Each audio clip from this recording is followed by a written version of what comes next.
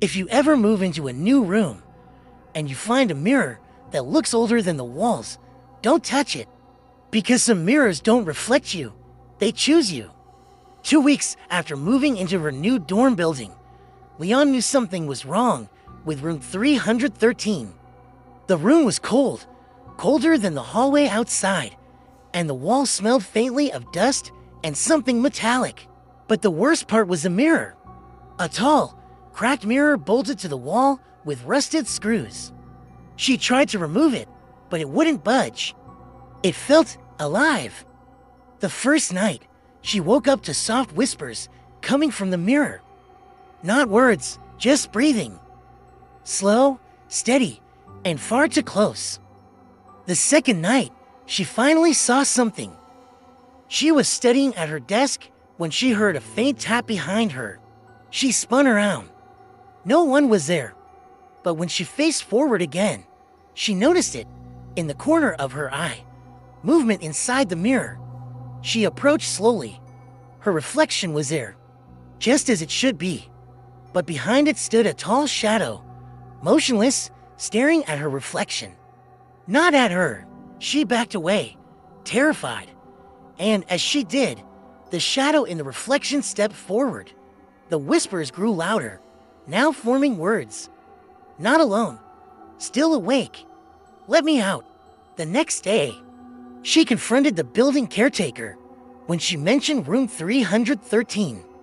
His face went pale. That room shouldn't be rented, he whispered. Not since the last student disappeared?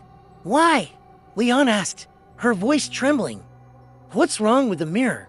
It's not a mirror, he said, his eyes wide with fear. It's the only door he could return through. That night, Leon made a decision. She had to destroy the mirror. She grabbed a hammer from her toolbox, stood in front of the glass, and shouted, "Enough!" But before she could swing, her reflection lifted its hammer too. Only it was faster.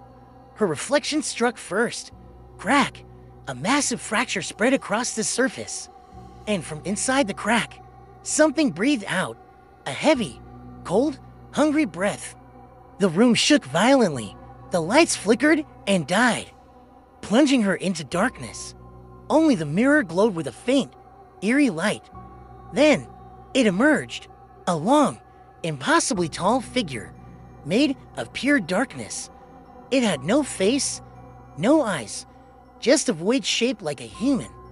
Every step it took made the floor tremble beneath her feet. She tried to run, but the door behind her had melted into the wall, as if the room itself didn't want her to escape. Behind the creature, her reflection remained inside the mirror, smiling. But it wasn't her smile. It was a smile of pure victory.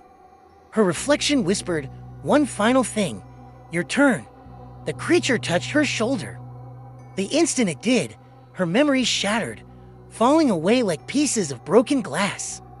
Her childhood, her friends, her joy, her entire life gone.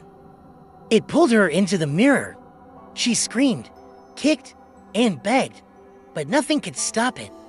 Inside the mirror, endless corridors stretched in every direction, cold, empty, and filled with the faint screams of the others who were trapped before her, outside. In the real world, her reflection stepped out of the mirror, now wearing Leon's body like a costume. It blinked, smiled a perfect, human smile, and calmly walked out of room 313, closing the door behind it. The room was quiet again. The mirror was whole. No one suspected a thing. But those who moved into room 313 afterwards always said the same thing. When they look into the mirror long enough, they see a girl trapped deep inside the glass, her face cracked, her hands pressed against the surface, begging to switch places.